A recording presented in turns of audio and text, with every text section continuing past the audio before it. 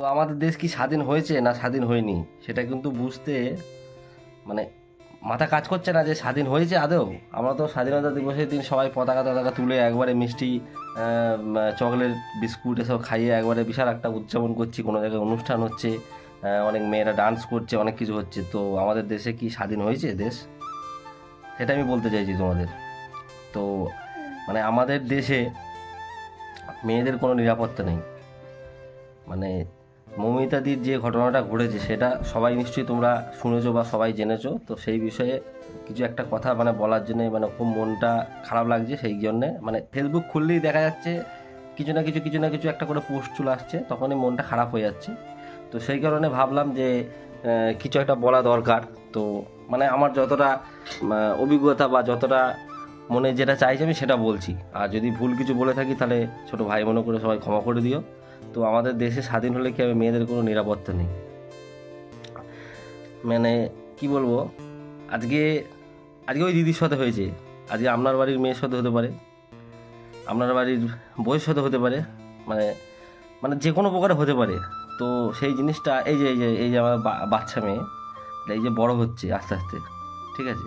তো এই ব্যবস্থাগুলো মানে আমাদের এখানে সরকার এমন সরকার সে ব্যবস্থা নিতে পারছে না।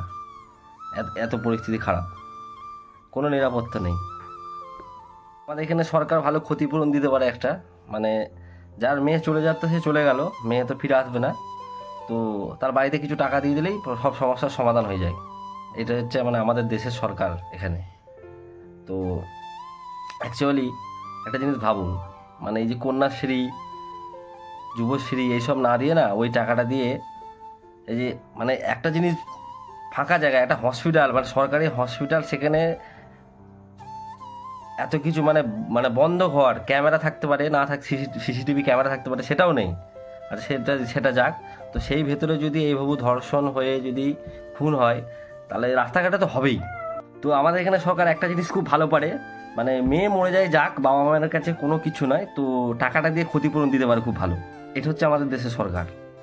কন্যাশ্রী, যুবশ্রী এইগুলো না দিয়ে মেয়েদেরকে না ওদের সিকিউরিটি দিন, সিকিউরিটিটা দিলে তাহলে তারা ভালো থাকবে, সুরক্ষা থাকবে।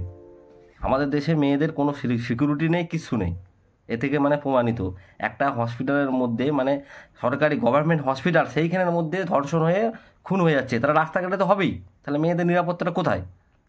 তো একটাই কথা বলবো, মানে মা বোনেদের লক্ষ্মীর ভাণ্ডার না দিয়ে না তাদের ঘরে সিকিউরিটি দিন, তাহলে সেটাতে তারা সুরক্ষিত থাকবে এবং ভালো থাকবে। পূরণের টাকাটা না দিয়ে ওই টাকাটা দিয়ে কাজে লাগাও, মানে যেখানে কাজে লাগালে যেটা কাজ হবে সেটা করুন। মানে যারা অপরাধীরা যেন শাস্তি পায়, তাদের করে ধরার ব্যবস্থা করুন এবং তাদের করে কঠোর শাস্তি দেওয়া হোক, এইটুকুই, আর কিছু নয়।